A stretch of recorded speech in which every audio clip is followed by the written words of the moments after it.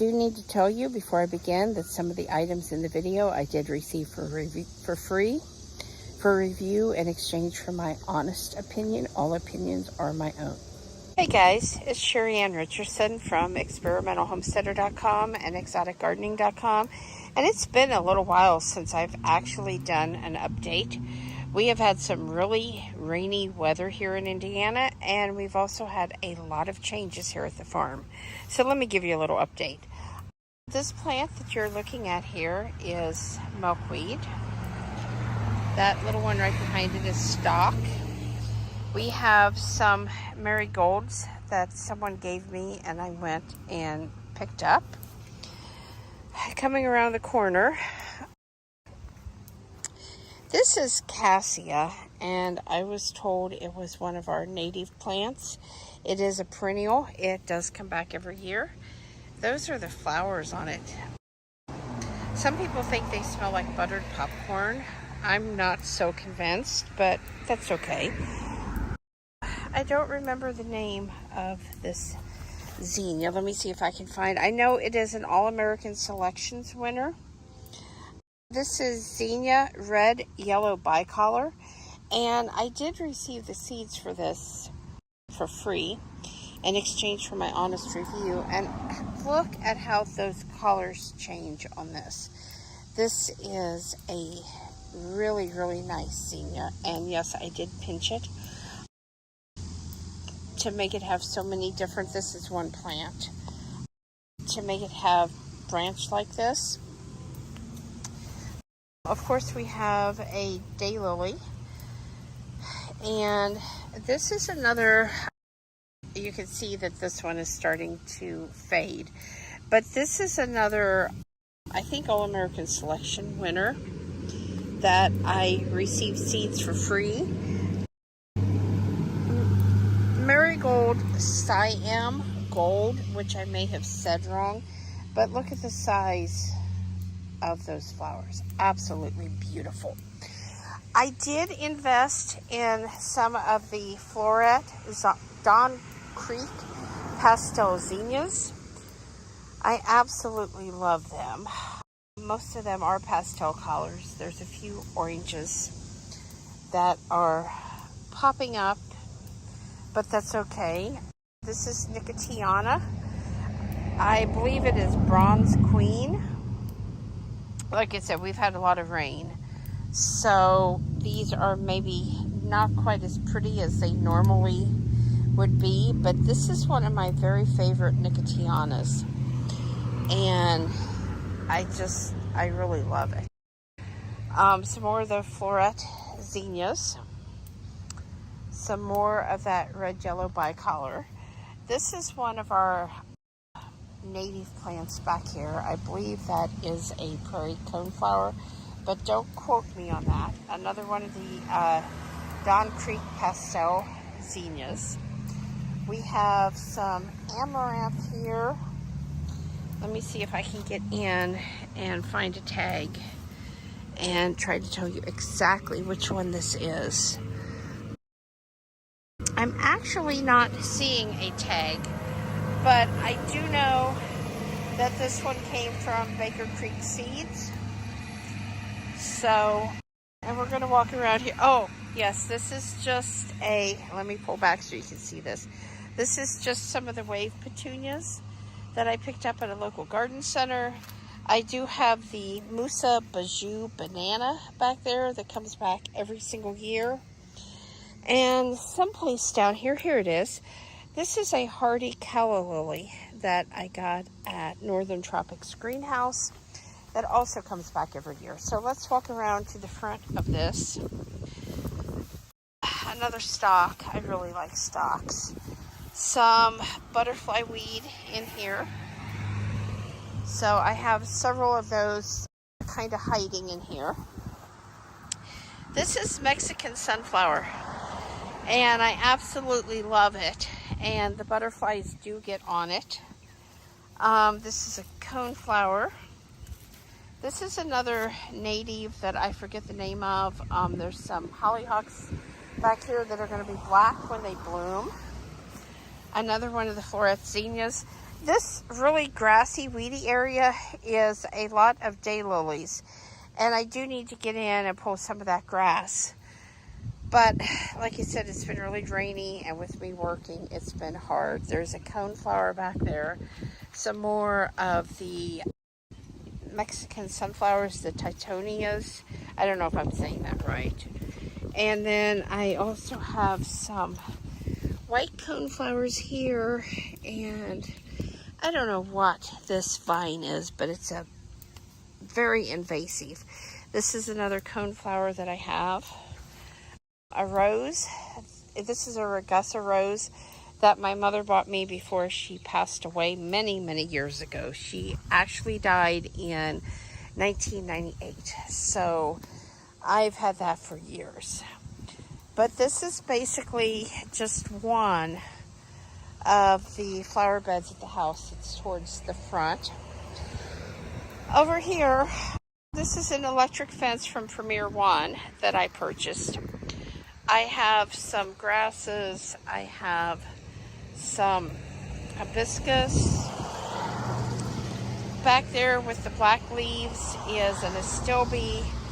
I have some various hydrangeas in here that I received for review. I received those for free. I have some sweet peas, clematis, some roses, tiger lilies. I have a 9-bark tree that I received for review. Again, some more hydrangeas. And what I'm trying to do here, because I have weeded this and the weeds come back. That's a bear's breeches up there, if you're wondering what that kind of spiky plant is. I have put some of the new additions to the farm, some chickens, and there's a guinea over there, into this area behind this electric fence, in hopes that they would help with some of this weeding and maybe get some of these vines out by the roots. They're doing a pretty good job. I've done this many times over the years. And yes, sometimes I lose a plant or two. You know, they'll eat it to the ground. But it's so worth it because they get a lot of the weeds. They get a lot of the bugs. And it's just a more natural way to do it that doesn't take some of the hard work that it would actually take if I was up here weeding this by hand. Guineas are absolutely wonderful bug catchers. That is a zombie chicken. I don't know if you can tell that. And then I have the black and white ones are serramas. I have some more guineas. I have a frizzle. That's the one with the curly feathers there. So just a mix of new chickens and guineas that we've added to the farm. And I do quarantine and keep things away from my main flock for 30 days after they come here. So this is the chicken tractor that Jeff built. Gosh, what it's been, 4 years ago now. I absolutely love this. The top is a perfect size. It's a little bit heavy because he used 2x4s. And he said possibly he could use some lighter wood. But lifting this top up, the way it is and the size it is perfect because I can reach into the chicken tractor. I can easily change out their food and water. Or if somebody is in the chicken tractor and I need to get them, I can do that. They have their own door right here that I open up during the day that they can come in and out of. It does have a latch to secure it at night, so we don't have any predators able to get in and get them at night when they're sleeping. And the rope is what I use to pull this. I typically move it every day. This right here is an area where it sat yesterday. And you can see how that's kind of muddy where they've been digging and stuff while they was in there at night until I let them out in the morning. In the pot up there, I have some elephant ears. And the stakes are actually where there's some dahlias that are starting to come up. So like I said, I'm going to leave them in this area and let them eat it down. It is probably going to take a couple of days because they seem to be working over there by the tractor more than over this way. But as that area gets eaten down, they will come this way. And then my front flower bed, I am leaving the flowers that are fading on the plants because I'm going to be saving seed so that I have some of these plants that I really like to regrow next year without having to buy some seed. And next we're going to go take a look in the barn. Okay, so we're in the barn, and please excuse the mess because pigs were not really on our list of what we was going to get this year. But we ended up with this little guy, Ivan. His name is Ivan. Hi, Ivan. Hi. And this little girl, her name is Hammy. And no, we're not going to breed. These are coon and I'm probably going to say this wrong, Mangolista mixes. We are having Ivan fixed come Thursday, and we're going to have Hammy looked at and make sure that everybody is in really good shape. Well, hi, Hammy. Do you want a pet? No, she's a little bit shy, but he is really friendly, and they absolutely both love banana chips. We have some that I have been tossing in. I have a gate here so they can't get out. Ivan here is a little escape artist, aren't you, Ivan? So I've already had one incident where I've had to chase him through the property, and he found the compost pile, and he was having a grand time in that compost pile. Hammy just came yesterday, so Ivan was here a few days before she came, but they were brother and sister, and I had the opportunity to get both of them. And I thought, well, it would be nice to have two little pigs and have friends. And once they get outside, again, these are in quarantine until the vet gets here Thursday and tells me what further things we need to do.